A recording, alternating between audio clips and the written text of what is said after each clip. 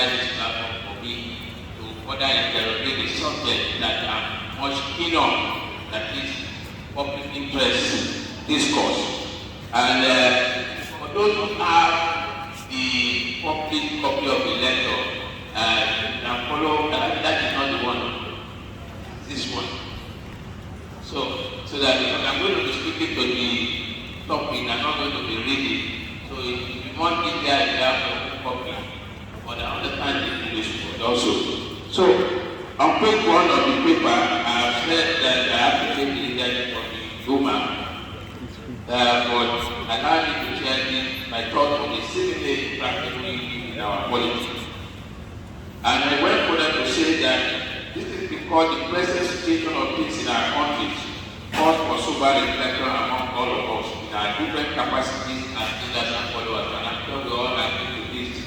Because as things are today, even if we be for the challenge of accessing cash, I'm sure that we are not all laughing. Not to talk of other challenges that is surrounding the country. So I'm at page 2 now. So I said today, we are leaders of our strength, immense pride in the past.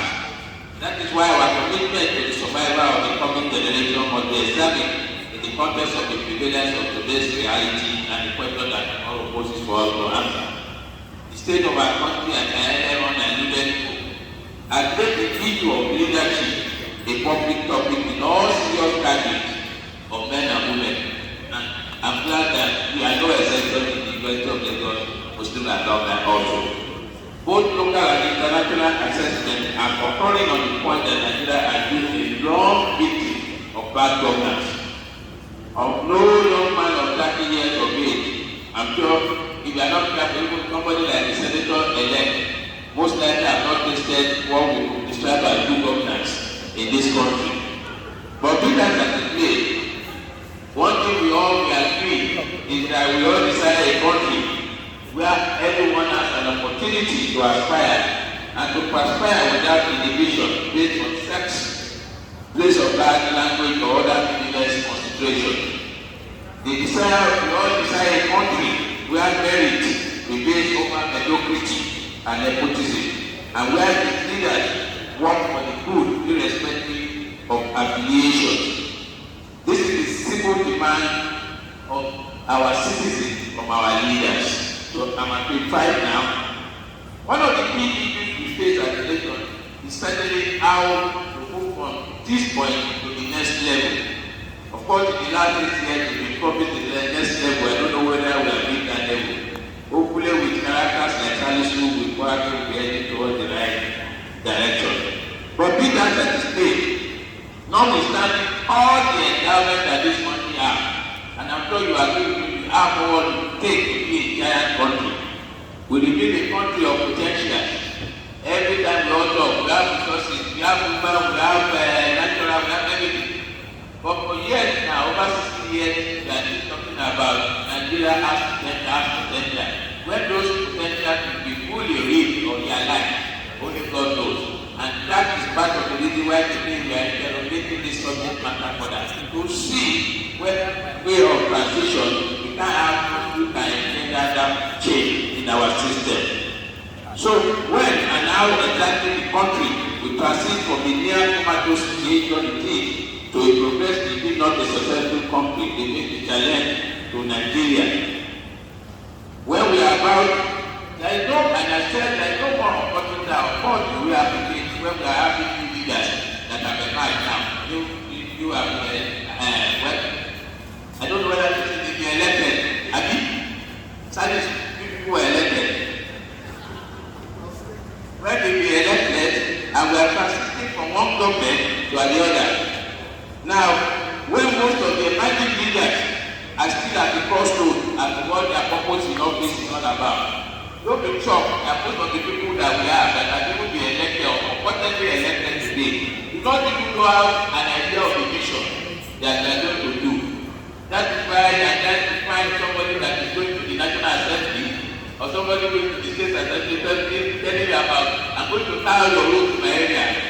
And you start wondering that the people know his business. And I can tell you not less than 70% of these people certainly fall into that category. So when at this moment now, so from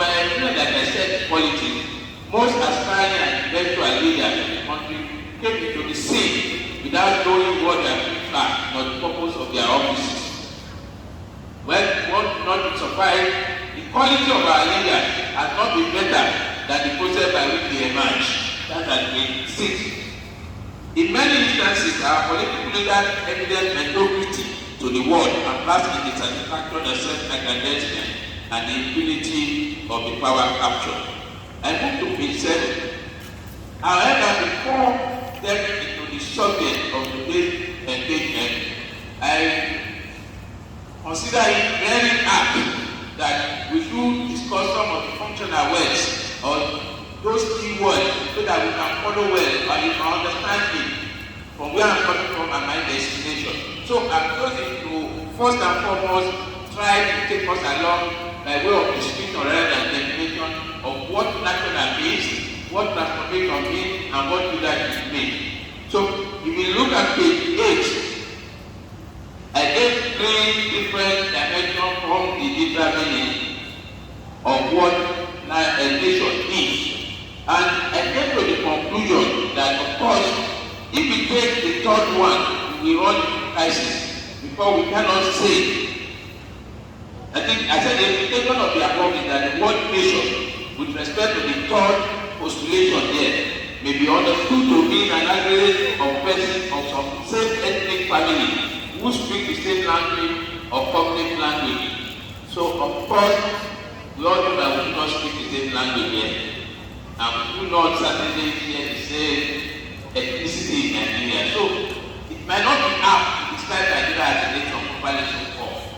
That's why we want to translate to say that you have Oduduwa nation, you have the Igbo nation, you have the white nation and so on. Those who share these ethnicities and the language take refuge in the other postulations which says, of course, when we are talking about the nation, we are more or less talking about the country. So, like I said, in that context, we will be making reference to the fourth in that dictionary meaning of what it's not about. This is I feel this is failing already. So, another concluded at page 9 to say that in this context, if you look at it as the whole country, when we're talking about the nation, a large body of people associated with a particular territory that is sufficiently conscious of its unity to seek or to process the problem peculiarly the zone or the territory of the country.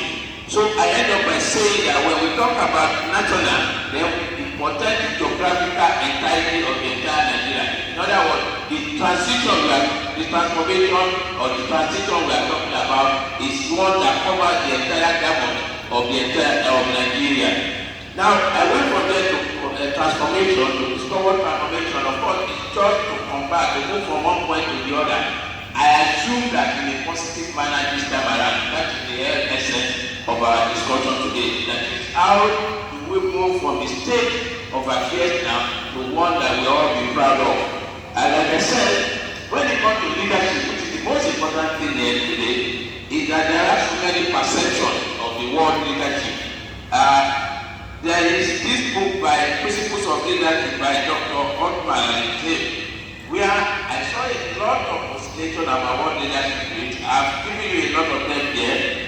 You will find them at page 10. I do not intend to bore you with that.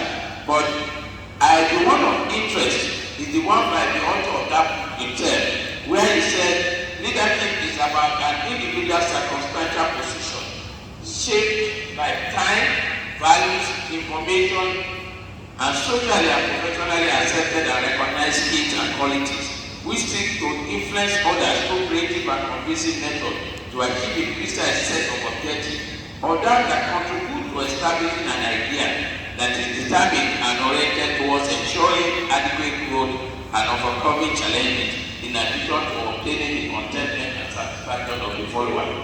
Now, another author, in a very pragmatic manner, also gave us another description of what leadership is, and that's Kimani Dogu. Kimani Dogu has said so many things there, but again, I will just restrict myself to one of interest. which are one that when you talk about leadership, according to that author, he said it could be conceptualized in terms of power relationship between leaders and followers. In such a case, leaders with power, which they use to bring about change. Alternatively, leadership will be imagined as transformational, allowing the transitioning of followers from one state to being to another. The third, of course, is defined from a knowledge and skills perspective, such that certain skills and capabilities that make good leadership possible are involved. Now, leadership, by way of summary, he said, is a process by which an individual or individuals influence others to achieve a common goal. As a process, the relationship between the leaders and followers is a dialogue. Leaders influence followers and vice versa. It is also distributive across individuals so that each has the potential of playing leadership and leadership role. Of course, I will come back later on to distill what are the essential features or what are the incidents of leadership. But again, one of the books that I enjoy, or one of the greatest author and leader of our time that I enjoy reading his books or his contribution to knowledge, which I strongly recommend to somebody like the Senator-elect to go and read, is the book, virtually go and read all the books by Chief McClure. And in one of his books, he has given us an idea that is flashes of thought of what leadership is all about, and that is the one that I'm most likely to adopt for the purpose of our discussion. He says leadership is a combination of intelligence, resourcefulness, wisdom, a strong personality and aspiration to the greatest things. And he now said further, anyone who can improve the life of those around him can be described as a leader. Similarly, anyone who can serve people and make them happy is a leader. A leader is a person capable of creating a positive change, whether at work and at home, and of innovating and creating even the simplest of things, and so on and so forth. So, from all these that I have said, we look at page 13 of the book, we will see what has been distilled there as the essentials of leadership. And I said, quoting from that book that I said, the principles of leadership. Leadership, one, is a process. Two, leadership involves influence. Three, leadership is established with a group. In this wise, is six. And lastly, leadership entails both achievement. When you are a leader, certainly you want to be able to influence those that are living in a manner that you are able to attain certain objectives. That is the whole essence of leadership. For example, under the Constitution of Nigeria, they said the principal responsibility of our leader is to ensure our security and the welfare of our people. How far they be able to discard this is left to me and you to determine. Then I went further to distinguish in a manner that Yaya in his book has done, to distinguish, because we often confuse management with leadership. They are two different things, and I gave you here the distinctions between leadership and management. All those ones you can find at page 14. For example, he said a manager administers while the leader innovates. A manager maintains, the leader develops. The manager focuses on systems and structure while the leader focuses on people. The manager relies on control. The leader inspires trust. A manager has a short-range view. The leader has a long-range perspective of issues. A manager asks how and when. The leader asks what and why. The manager has his or her eye always on the bottom line. The leader's eye is on the horizon. The manager initiates while the leader originates. These are some of the distinctive features that you will find on page 14 of the presentation. So I now move to the question of followership. We like all them citizenry in this respect. And I said that of course, all of us when we are under the control of another person, these things then we are a follower. And when we become a group, then we talk of followership. But then the question is, why are we here today? And that question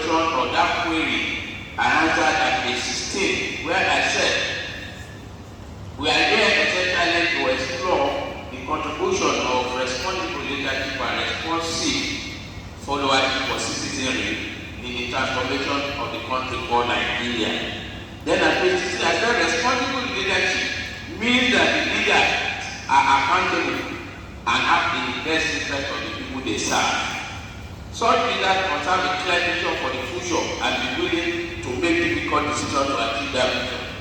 Transparency and reception to feedback are other essential.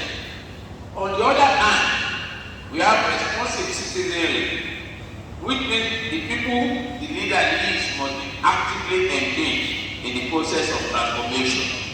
As such, the citizens must be aware of their rights and responsibilities and be willing to hold their leaders accountable.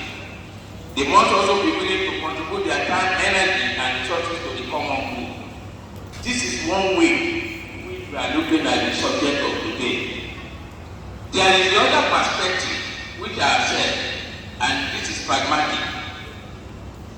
The assumption, or let me say the presumption of the organizers of this event, that is Event of Lagos National, is that for you to have national transformation, there must be a mix of responsible leadership and followership. I'm sure I share that perspective. That debate of controversy is the one for some time. I belong to the other school of thought. The other school of thought simply says for national transformation to occur, you only need the leadership. You do not need the followership. And now the guy arrived at that conclusion. If you look at pages 17 through 19, I've presented my own case here before I come to their own case. And let me tell you the summary of what I said is that all of us as human beings today evolved from a state that Professor Lord is here, call it the state of nation. And I'm sure my Lord is there in university. We call it Thomas Hobbes theory. We all came from a situation where created all of us. And when God created us, all of us, what is called absolute fundamental human rights. Absolute. We all have so many innumerable rights that is not curtailed. So during that period, what will happen is that those who will enjoy the period will be those people who actually have the strength, the power to be able to devour others. In other words, people will commonly refer to as survivor of the fittest. During that period, the strongest people will only be the people that will survive. In other words, what will happen is that if all of us gather, if I have more power than you, then I will oppress you as senators do now. They will oppress you from that to then you are helpless. So that was the period we have. So I woke up one morning and said, look, today I don't want to see all of you here again. Never back to this place. Because of the strength, we will get away with it. That was the state of nation. So what then happened was that according to Thomas Hobbes, life was nasty, brutish, and short. Because somebody can wake up one morning and say, I'm even tired of seeing your face, I just need the person. And that will be the end of the story. Now when the all people there in the state of nature now realize that look, you cannot continue this way, it's just impossible.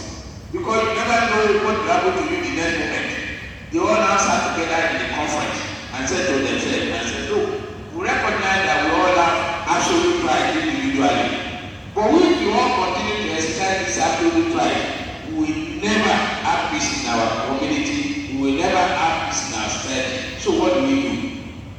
They all now said, okay, since I have 10% right, you have 100% right, all of us have 100%. Let all of us contribute 20% in the common pool. In other words, we reduce that our absolute right. That pool is what the philosophers call the social pact. And that is what today contemporary political ideology will also say that it's a pact between the government and the government. In other words, we, all of us, donated part of our right to those people that we call our leaders today, to the what is called government today. So that was what happened during that period. Those group of rights were gathered and now given to certain people to exercise those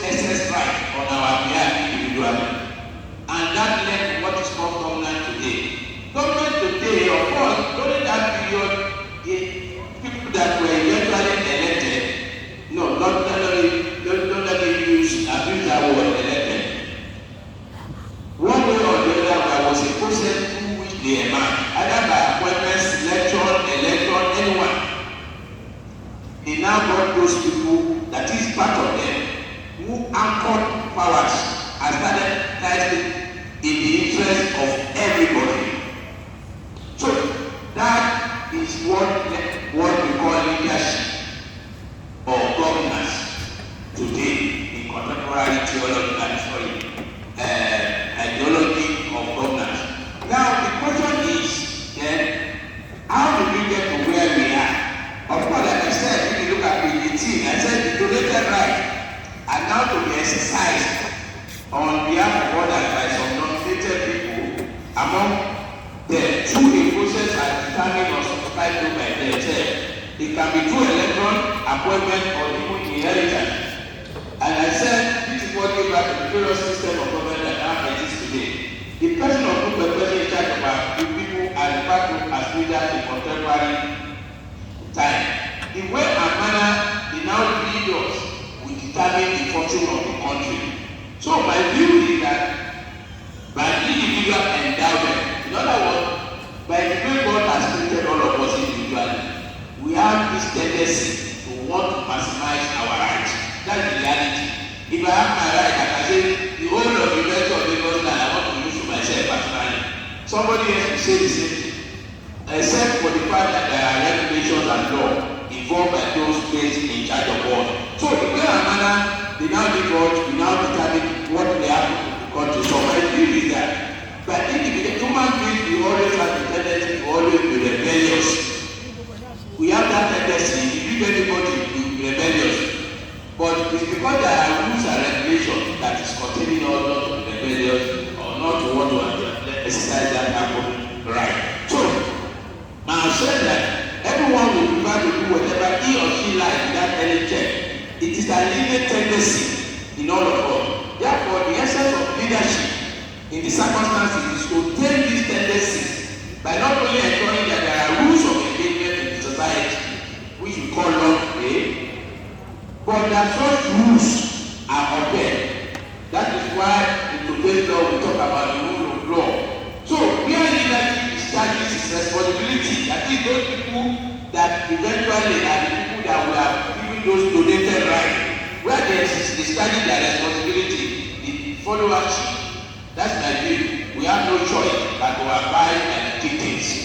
But where such responsibility is indirectly or impliedly amplificated, and that becomes the order of the day, and positive transformation becomes impaired. A good example is simply which work should remember. During the Pastoral era as governor of Lagos State, of course, if you look at his own style of leadership that not followed, you will discover that everybody, because of his own posture, everybody started following. If you remember the era of the year, nobody will remind you to kill anywhere before you kill. In fact, even after the exit of the year, some of us are still going. But when leadership started falling, we had successors. We never treasured, we never implemented all these policies. Things started disintegrating. So, what I'm saying in essence is that leadership dictates success or otherwise of the society. Once your leadership is left, that is the end of it. So, that is my own philosophy of the issue. Now, again, with due respect and acknowledgement of our Grand Mufti and other ulamas here, excepting the senator-elect, we are choosing to also try to fortify my position by looking through some of their deeds and the Quranic provision to see whether I'm not. And I started at page 20. In one of their deeds, I saw that even in one of their deeds, when the woman went to Abubakar Sadiq, may Allah be pleased with him, the woman said, for how long are we going to continue to enjoy these things, enjoy ourselves? Things were working well for them, everything was going on well. The woman was afraid, she was not comfortable. She said, went to Abubakar, may Allah be pleased with her, and said, look, are we going to enjoy this thing forever? Then what was the response? The response is there, said, you will remain upon this affair as long as your religious remain upright. In other words, when your religious remain upright, then the bliss that they are enjoying will start crumbling. Now, again, I went to the application we are page 21 now, where I now talk about responsible leadership. Now, I've got my own mood now. The first one is the story I told. That is my own position. Now, the position of woman is that we need the mix, the blend of the followership and the leadership to be able to get to our destination. That is where I am now. Now, I page 21. I said that I believe that the qualification to leadership itself by responsibility is a surplusage. And why did I say so? I said if truly we have leadership, leadership presupposes responsibility. So you don't even need to qualify it to say the man must be responsible. A leader is presumed to be a responsible person. So for me, I said that maybe the use of the word that adjective to qualify leadership is just simply to emphasize the importance of responsibility in leadership. And I want to say that rather than using the word responsible leadership, I will be comfortable to use the word transformational leadership or ethical leadership, and that is what I consider in the subsequent paragraph. Now, I also treated you to the body literature on that before I move on. Now, I will now go to the essential, that's on page 22 now. What are the essential? That leader that we are looking up to transform Nigeria into that of our dream. What and what must that leader possess? What and what must he do? And that's at page 22, I start with the rule of law. You must have a leader that believes in the rule of law. If your leader does not believe in the rule of law, forget, you are not going anywhere. Like you will find that I've said that I've defined rule of law because it's important for us to know what the rule of law is. I told you about the story I told you earlier, how the laws emerge, how we are bound by it. And also what is the rule of law? Now, at page 23 you will find it there. It means that nobody can be punished for any dread law. In other words, you need to be held culpable for anything, any wrong that has done anything. You must have told me either in writing, not verbally, that look, this thing is wrong. There must be another thing that cannot do this thing. So that if I do it, then I will be sanctioned. If there is no such law, then and somebody now suddenly wakes up somebody, arrest me for what I give a good example. During the past storm that we are still experiencing, some characters like the Ogun State people, you know, they woke up from and said, all banks that are going to give people naira or fine, we are going to revoke their certificate of occupancy. For those who are lawyers under the legislation, section 28, there is no provision that says if you fail to give card, then your certificate of occupancy will be revoked. But you can see that is what we are talking about. That the rule of law in that state.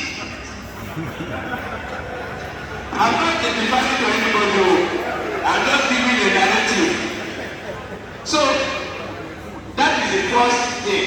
For you to be held culpable of any wrong, there must be a law. That's number one. Two, that all of us, even if there is a law, all of us, government and the government, we must all be subjected to the same adjudicating machinery. In other words, there must not be a separate court for the governors and the president and the senators, and separate court for all of us. The same court where they take them to is the same court all of us must be taken to. That is the second requirement. That again, I want for that to say that it also means that every man, whatever his rank or condition, is subject to ordinary law and rent and available to the jurisdiction of the ordinary tribunal. Now, from there, that is the rule of law. Now, I move to page 25. So, the leader we are talking about said, but the one that believes in the rule of law, that everything is done in accordance with the law and no one is above the law. If such a leader does not believe, then we are not ready for transformation. That's the first thing we must do. All act and conduct must be in conformity with the law. The society itself must be ordered on the rule of law. Independence of the judiciary is crucial in this respect, and at page 25, I quoted one of our Lord of blessed memory. And if you see the underline that I emphasize, I said the rule of law means that this book has to the legality of the act of government are to be decided by judges who are only independent of the executive. This one I will not want to bore you with. So any leader that fails to enthrone and promote the rule of law certainly invites the rule of man. In other words, this is what is happening in our society today. Once you displace the rule of law, what you have is the rule of man. Rule of man will only bring something not than anarchy. Chaos. That is what the rule of man. That means that only one man will decide whether you are entitled to sue his wife or not. He will be the one to decide whether you can enjoy the facility of any hospital. But if there is rule of law, most importantly, give back to what we call institution, which is lacking in Nigeria. I'm sure some of us that follow the exit of Trump in the United States of America saw what is called institution. Some could have gotten away with his understanding, but for the fact that here, it's not that they only have institution, they have strong institution. In Nigeria, we continue to preach, we are building, we build daily, strong individual, we don't build the institution at all. And I give you what an institution is. You will recall during the acting chairmanship of Ibrahim Magu as the FCC chairman. He went to Senate 2 times. On one of the occasions, the Department of State Security (DSS) wrote an army report against him to the Senate while he did not confine him as the chairman. A lot of journalists, strangely, would not even appreciate that it is the decision that is at war. Most people, I'm sure a lot of us are guilty of the same thing. Most people say, how can the State Department under the president be writing against the nominee of the president? Whereas what government DSS is his law, what government the police is his law. Even the DSS is expected in the state society to behave. The DSS itself, in any state society, is expected to even write against the president himself. If the president is going to throw us into any turmoil like the cash problem, DSS ought to write even to the Senate directly to say this man, do something about it before the man catches the country. But because we don't know what the situation is, we didn't want to have president, that's why Nigeria president appear to be all powerful. Because ideally, where you have institution concerning with your law, the FCC does not want to know who president is. What does my law say? The police, what does my law say? But no, I tell you, we have contradiction today in Nigeria. If there are 40 institutions of government agencies at the federal level, you'll be lucky to have 5 of agencies who are familiar with their enabling law. Never go through even the law that's done. What the manager is doing duty, what they have that, what goes on there, how can we continue? That's it. The law. I had the same challenge when I was in AFCON. You will recall that I quickly hesitated. I was so quickly. Look at the AFCON Act. And somebody was telling me, you want to sell something wrongly. I said, no, you cannot go there. Okay, let's invite you to Central Bank to decide. I said, no. My law says I am the last authority here. I can leave tomorrow, but when I'm here, you don't go. Because I'm familiar with my heart. And that's how it must be. So, the message I'm passing is simple. Is that the rule of law, the importance of it is that it's the one that gives birth to institutions. And we need the institution to have transformation. So if you have a leader that does not believe in the rule of law, forget, you are not transiting any movement.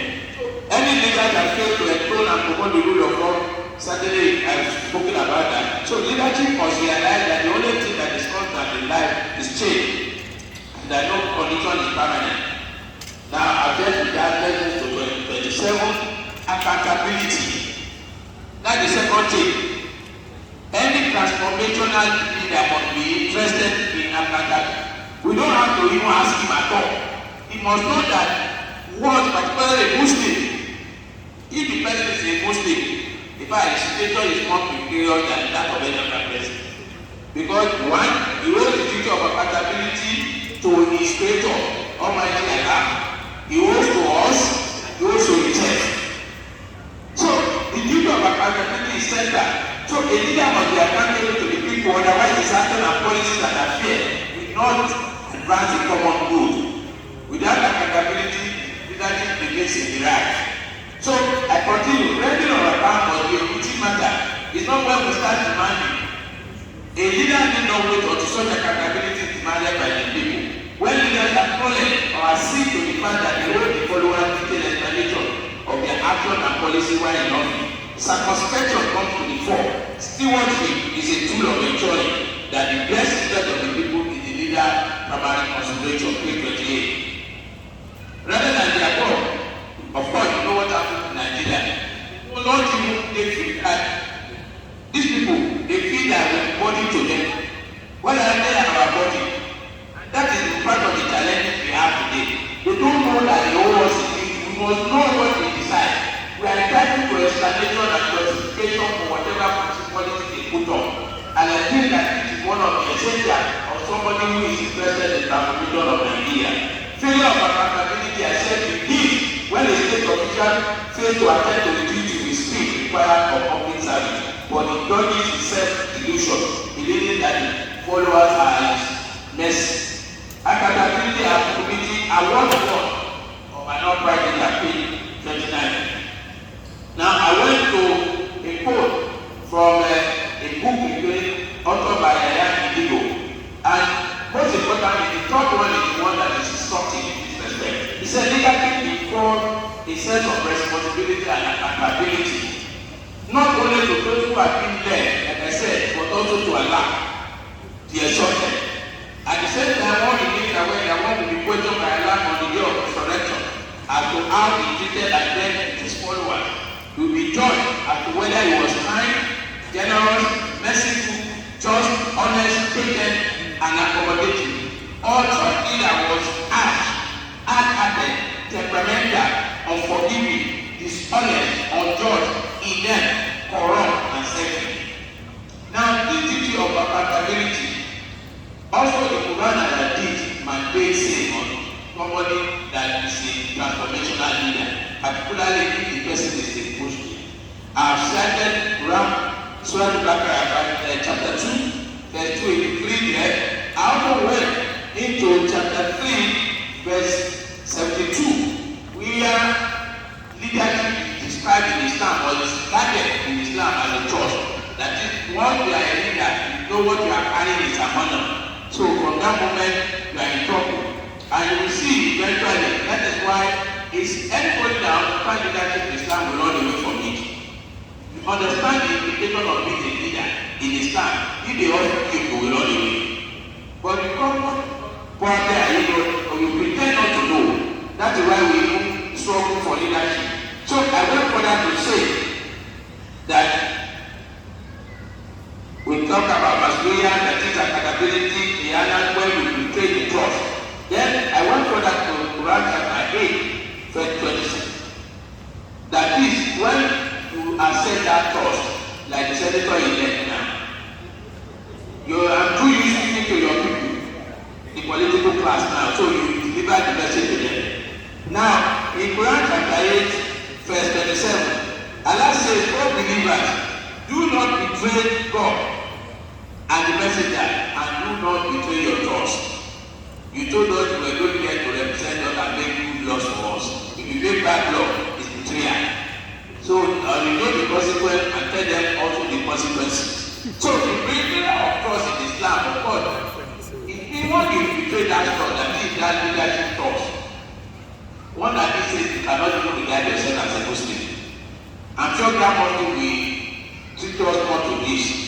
Because but from that hadith, it means that if you know that your faith is threatened, then you better resign. You know you cannot carry on with what you have subscribed to. So I moved from there, of course, to also quote the Muslim, another hadith, when somebody was asked, somebody asked an aspirant to public office, asked the Prophet sallallahu alaihi wasallam about inquiring about what public office is all about. The Prophet replied to him, I quoted it at 31, that public office is indeed a trust, and it is on the day of judgment a cause of humiliation and remorse, except for the president who took it seriously and discharged his obligation. So this is, again, if you look at the subsequent that I said, if you betray that amana, that trust, then certainly you are destined for hell.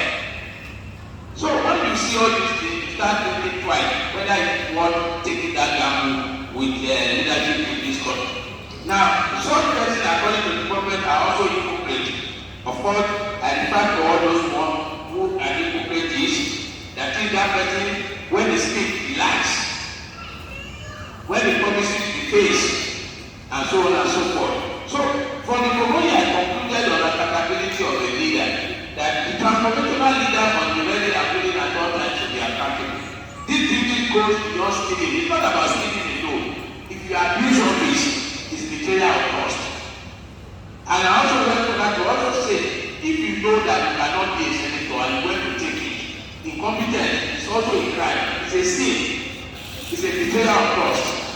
In the same manner, are people that will go and sell any public office. When you know yourself that you cannot manage your own house, not to talk of your community, and you go and sell it. These are all the import of what I said. Now I want the public participation. And I said there also the duty to consult, that in Islam, dictatorship is not allowed. That is the essence of what I said there. You are meant to, even the Prophet Sallallahu Alaihi Wasallam was even encouraged by Almighty Allah to consult these people. So who are you not to be able to consult?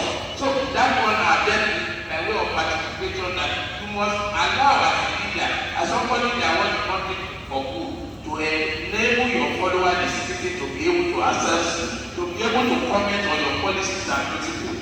And that is what discussed at page 33 about consultation. And I went there and concluded that you must allow your people to participate in decision-making process. It obligates the leader before taking decision to involve the people who are likely to be affected by such decision. In other words, you must give them the opportunity, and again I try to take vacuum in the process that the old essence of government are said it there. Then I went to consensus building, that the leader must be able to build consensus before taking position on issue. It is not enough for a leader to entertain the views of the people. He must allow those views to influence the decision once they are good views. There must be consensus between the people's expectation and government position. Where the leader believes that they have superior knowledge, if you guys know that your position is very strong, it's your duty and responsibility to convince the citizens about the genuineness of that policy or the intention. Now, I now went further to quote one of the books by the same leader, and I said the whole essence of leadership is influence your follower. And there are so many processes in which you can do this, which you are all familiar. A good leader that is interested and appreciates now, that is interested in transformation must never be a dictator, and as counseled by my team, never rule through intimidation. You don't rule through intimidation in Islam. You rule more through persuasion. And so the person you are expected to be able to transform Nigeria, therefore, must have capacity to carry people along most times. But I'm sure that I have been and I'm somewhere I can get to. Now, transparency. I spoke about transparency, that leaders must be able to carry out their action in a manner that followers must be able to see through. You know, the governors must not, or leadership must not be shrouded in secrecy. That is the point that is being made there, that you must make sure that the followers must be able to see and not be played with the screen. The leader must create an enable environment for the people to monitor his activity, free and legal information. I spoke about that. Now, I talk about at page 37, a country that prides itself on public deceit can never be necessary goal, and it is the duty of the leader to aspire to be as transparent as possible. Here I discuss what we call, there are so many things that are wrong in present situation. There is something called oath of secrecy. When you are being sworn in as commissioner or head of any agency, they say come and swear the oath of secrecy. What is secret in governance? Why must the people not know what is going on? You want someone that you are going to public office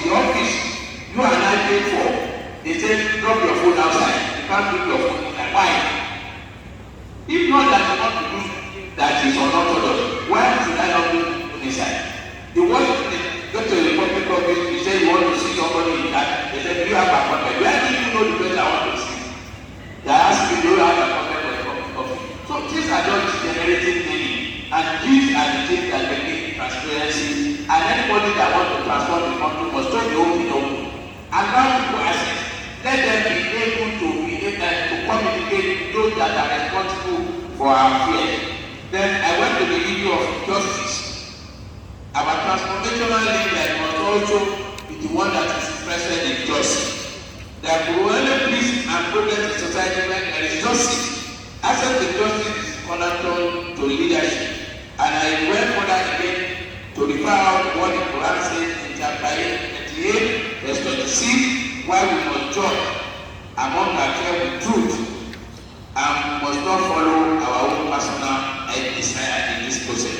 I also refer out to Quran chapter 4, verse 28, also that we must judge between the people to judge justice. These are obligations on us that are facing particularly that are in leadership position. The desire for justice must be demonstrated and practiced by any transformational leader. Upholding the rule of law and obedience and also so on, I spoke about them extensively and refer to one of the respected leaders said. Then I went there to the issue of the access to information. A leader that wants to transform a day must be able to allow people to have access to information and data. The Constitution provides for you, the freedom of information Act provides for you, but I can tell you for free that it's easier for a camel to pass through the eye of the needle than for you to get information under the freedom of information Act. And no transformational leader can achieve anything where such is not permissible or not allowed. Then from there I went to the issue of responsiveness. That is, the leader must respond to the views and cries of citizenry. We all know how we've been crying the last almost 2 months about this Naira crunch all over the whole place. And what was the response of the leadership in this regard? But any serious leader must be able to respond to it, to say this is what we are doing, and be able to ameliorate the situation at the highest minimum. Now, I went there that in fact, for the three that the fact that the people know the leader will answer the question necessarily, encouraging them to have confidence in the leader. And I gave the example I earlier on said. Acknowledging and keeping correspondence from the follower is a critical component of transformational. Now, again, that is 44, I'm glad the representative of the governor and permanent secretary, Dr. Gani, common acknowledgement of whether is a problem for the leaders. You send the letter to government decision, they will not even acknowledge not to talk of written. That is not leadership. And I think that anybody that is interested in transformation must pick up to one of the basic things that must happen. Then I went to effectiveness and efficiency. Now there I tell you, a leader that we are looking forward to engage in result-oriented activities and ensure the quality of service is top-notch at all times. We must manage our resources in a manner, in the best manner according to their leader. In the best, not in the good manner. There must not be dignity, there must not be wastage. That is the duty that is started upon a leader in Islam, and that is the kind of leader that we require for the purpose of any transformation in this country. Then I went to equity and inclusiveness. Now, there, of course, the point we made there is that the leader must not pay any attention to any parochial consideration. You must be objective in your decision-making process. You must not put tribalism or narcissism into it, or religious inclination into it, or any other intention of that. Everybody will be treated and regarded, that is, all animals must be equal, not like in our own area, where more and more equal, some animals are more equal than the other. So, no intimidation, no insulting, and no oppression must be done. That I spoke extensively, and I referred to one of the authors, what he said about the plague in the whole of Africa as a whole. The unsacred doctrine of sacred cow should not be applied. And in concluding, I said, opinion of God must always stand for something, regardless of your status. Then, from there, I went to the issue of what is our responsibility as followers, that is as citizens. And I referred to several ideas. And what I found out there is that there are about 5 essential responsibilities of the citizen. 1, duty of obedience, that we must obey our leaders. Of course, we know the Quran says so. After obeying the prophet, we must obey the leaders. But of course, that is not an absolute duty on us. Because if a leader commits anything that is anti-Sharia, I understand from the senator-elect that we are entitled to disobey. That is to say, if he does anything that is against the wish of Allah, we are entitled to disregard such direction. For example, if a leader tells us not to observe our salat, of course we cannot obey him in that instance. So I refer to several hadith here, and I also went on to say what Allah says, what the Prophet said, that whoever obeys me has obeyed Allah, and whoever disobeys me has disobeyed Allah. Whoever obeys the leader has obeyed me, and whoever disobeys the leader has disobeyed me. I went on to talk a lot, up to page 50 on that one.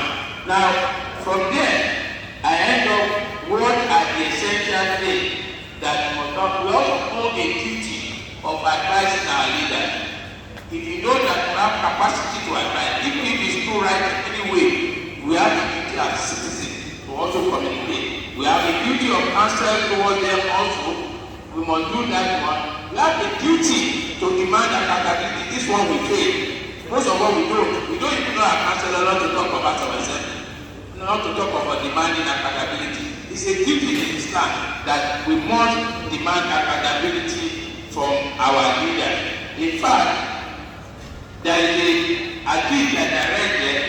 They say when people see an oppressor, that the leader turns to an oppressor and they do not respect him, God is disposed to encompass all of them with punishment. I do not know whether that is what is happening here. We have a duty, therefore, to speak out. You know there is a Yoruba proverb, our elders say no, I may sorrow in the and there is a great philosopher, Joshua Tree, which said, all it takes for a nation to decay is for the good people here to keep quiet. So the message there is simply that we need to wake up where we see them going on, we need to draw it to their attention and going on. We need to guide them. We have a duty of guidance towards them. Like I said, we have a duty to also pray for them. Because if you have a driver that is threatened, and rather than you praying for the man not to be reckless, and you start cursing him, you know you are endangering yourself. That is the situation we find ourselves in this regard. So we have the duty to continue to pray for our leaders also. Now, I went at page 53 now to summarize what I said, that we have the duty of giving advice, encouragement, correction, and obedience to lawful orders. That we must never be complacent, lackadaisical, or passive. It is important that we speak out whenever it is necessary that we speak out. I'm at page 55 now, so I should be adding up. Now, what are the consequences of lack of being, for not doing all this that I have said? We have the air level today. Because all these things are not done, where are we today? We have a country with high level of poverty, we have a country with inequality, we have a country with high level of unemployment. We have rising insecurity, corruption, and social unrest. We have a decline in quality of education, quality of healthcare delivery, and infrastructure. So at the end of the day, except this happens, then we are not going to get to our destination. So those progressive states are captured from page 2056. What the leader that we are expecting in summary will be able to do: transparency, accountability, and so on, ability to strengthen the institutions, to invest in human capital, and to build a very strong partnership. Now I move to conclusion at page 58 now. And I started by quoting the hadith narrated by Abdullah ibn Umar, that the Prophet said that each of you is a shepherd, and each of you is responsible for his flock. A ruler is a shepherd and is responsible for his flock. A man is a shepherd of his household and is responsible for his flock. A woman is a shepherd of her husband's household and is children and is responsible for them. The servant or slave of a man is a shepherd of his master's slave and is responsible for him. All this one and so on. What I'm saying here essentially is that all of us are leaders in our respective spheres. In your home, you are a leader. In your work, you are a leader. Even over your friend, you are a leader. So all these things we are talking about, to move from one level to another, you need to practice all of them. So a transformational leader, therefore, is the one that essentially cares about the welfare of his people. His thoughts are always for the people and nothing more. That is the transformational leader that we are looking at. Now I'm at page 59 now. There, I also refer you to another thing there, and what interests me there is that you see somebody that leadership was given, and the person started crying. Which I remember during the days of Salis and Deputy Chief of Staff. If a tree is fell, some people will start crying right away. You remember the story. This man, because they said, come and be a leader, he looked at the people suffering, looked at him, kept on crying. The wife said, why are you crying? He said, why would I not cry? I've been thinking about the poor and the hungry. I've been thinking about the sick and the lost. The heartbroken one without clothes. The despairing orphan. The lonely widow. The one who has been wrong. The stranger and the captive. The old and all of them. And some people throughout the land. And the back of it. I know that on the day of judgment, my Lord will ask me about them. That is why I'm crying. And this is what we especially to me. Of lying. Instead of laughing. If you be crying now, I will be begging you. So, don't be denied. It is not unlikely that the country will ultimately enjoy transformational leadership. So, I went a conclusion to say the attainment of this goal is the responsibility of all of the leadership in the context that we have spoken. Now, I quoted extensively what Chief Magu has been doing in Dubai. We all want to Dubai all the time. What the man has to do, I recommend something to all of us. Please, if you have the time, go and read all his book. Right from the practice of thought to my story, my vision, the Sheikh CEO, and all of them. You will now know how leadership or governance should be in Islam.